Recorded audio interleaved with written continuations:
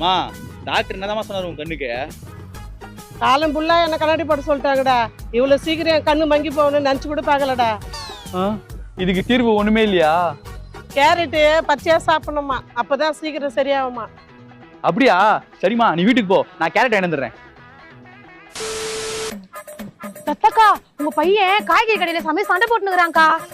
நிஜமாவாடி? டேய் இந்த ஏரியால கடை வைக்க மாட்டேன், கடையை கொளுத்தி விட்டுருவேன்.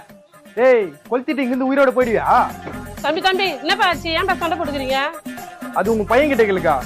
என்னடா ஆச்சு? மா டாக்டர் ஒண்ணு என்னமா சொன்னாரு?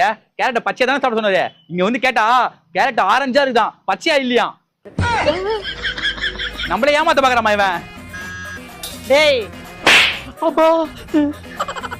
சாரிப்பா, கொஞ்சம் லூசு. டேய் போலாம்.